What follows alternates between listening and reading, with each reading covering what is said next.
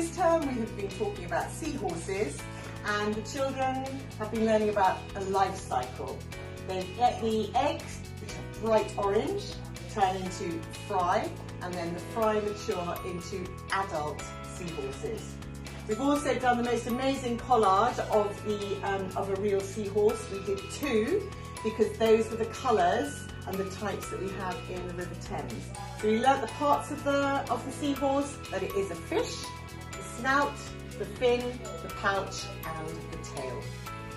We always like to know at the beginning of term, what do each of the children know about our subject? And we got all the quotes in black as to what they knew at the beginning of term, and then after half term we had a session where we found out what they had remembered of their learning, and we were so impressed with how many facts they knew. So don't forget to ask your children lots and lots and lots of questions, and they'll tell you the answers.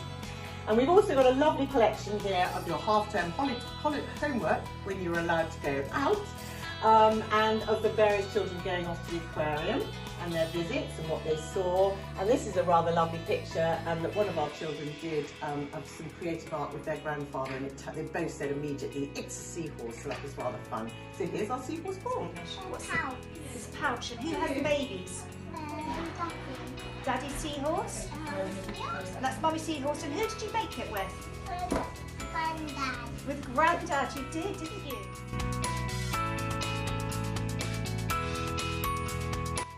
This is one of our favourite books that we've been reading this term, Mr. Seahorse, which is obviously particularly pertinent because our theme has been seahorses.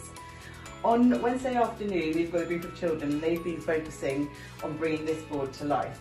So Mr. Seahorse travels through the sea meeting different fish.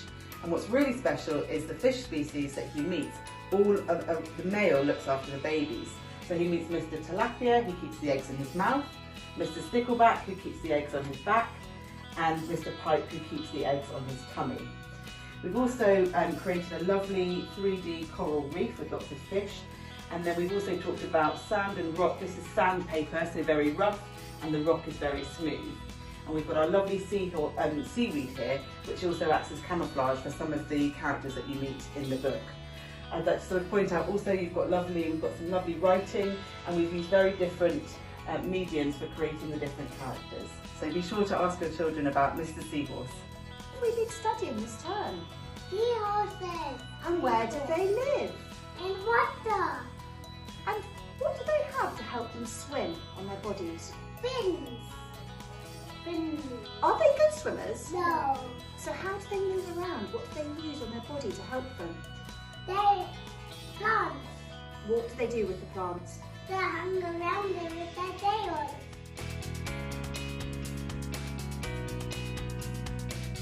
This is our maths board with elements of sorting and classifying displayed as a simple graph. So you can see along the bottom we've got 4 different types of seahorses: pygmy, short-snouted, spiny and zebra seahorse, and the children had to decide which was their favourite. Along the other axis you've got the number of children, so really good for counting skills. The children themselves actually created their own seahorse, so we used collage and they had independence to choose what colour card they wanted and then which bits they wanted to stick on their seahorse.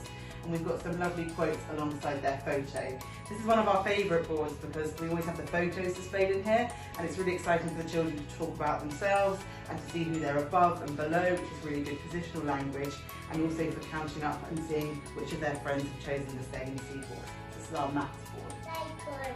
And when the fry are born, how big are they?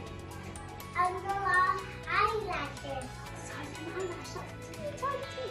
And what happens when they're born? Do the mummy and daddy look after them? No. What do they do? How do they look after themselves? They have them on their tails. They use their tails, don't they, to hang on? This is our seahorse art board. The children have been working hard all term to create lots of different artwork. We've got some lovely emergent writing over here, cutting skills, and you can see they've been using a variety of mediums. This is our art board.